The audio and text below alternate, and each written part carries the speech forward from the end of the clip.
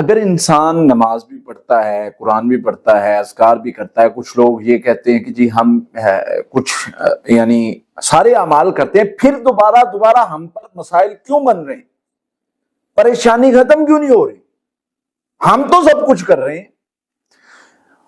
اور کیا یہ جادو تو نہیں ہمارے اوپر کہ جادو کی وجہ سے ہمارا مسئلہ نہیں حل ہو رہا؟ دیکھیں، جادو کو تھوڑی دیر کے لیے ایک سائڈ پہ رکھتے ہیں، باقی چیزوں کو پہلے ڈسکس کرتے ہیں، پھر اس کے ساتھ آپ کو مطلب باقی چیزوں کو سمجھنے کے بعد ہمیں پتا چلے گا کہ یہ کیا ہے۔ دیکھیں، یہ ضروری نہیں ہے کہ کوئی بندہ نماز پڑھے گا تو وہ دنیا میں بالکل خوشحال رہے گا، یہ ضروری نہیں ہے۔ کوئی بندہ ذکر کرے گا تو وہ خوشحال رہے گا، یہ ضروری نہیں ہے۔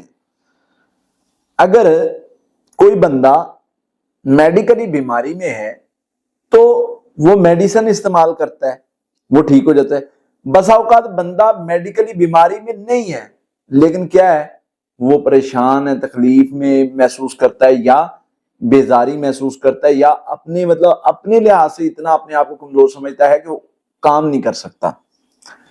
اسی طرح سے بسا اوقات انسان جادو میں نہیں ہوتا لیکن ایسے مسائل میں پریشان ہوتا ہے کہ جن کی وجہ سے انسان سروائیو بھی نہیں کر پا رہا ہوتا، انسان نکل ہی نہیں پا رہا ہوتا۔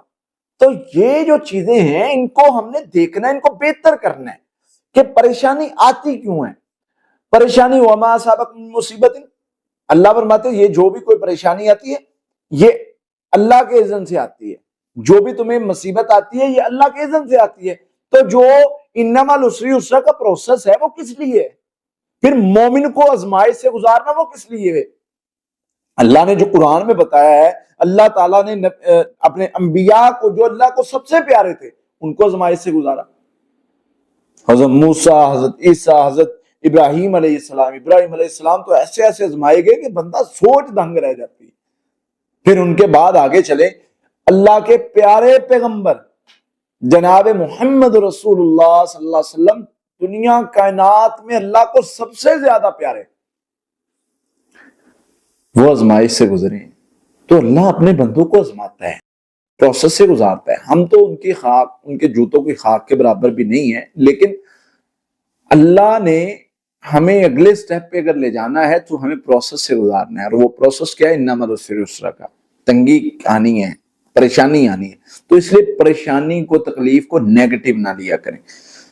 اس کے بعد اگر جادو کی وجہ سے مسائل بن رہے ہیں تو ہم جادو کا علاج کیوں نہیں کرتے؟ کیوں نہیں کرواتے؟ کیوں نہیں لڑتے؟ کیوں نہیں سٹرگل کرتے؟ کیوں نہیں کوشش کرتے؟ محنت کیوں نہیں کرتے؟ اللہ کے نبی صلی اللہ علیہ وسلم کو جادو کا سامنا ہوا، آپ نے تو کوشش کی، محنت کی، دعا کی، اللہ سے دعا کریں، پڑھائی کریں، اللہ کے سامنے جھکیں، اللہ سے مانگیں، اللہ سے رستہ مانگیں، انشاءاللہ رستے مل جائیں گے۔ رستے ملتے ہیں، کوشش کرنی پڑتی ہے، محنت کرنی پڑتی ہے، معاملات بہتر ہوتے ہیں۔ اس لیے پڑھائی اور اذکار کے ساتھ جڑے رہیں، اللہ سے دعا کرتے رہیں، انشاءاللہ میرا اللہ خیر کے راستے بنائے گا، معاملات بہتر ہوں گے، اللہ آسانی فرمائے گا انشاءاللہ۔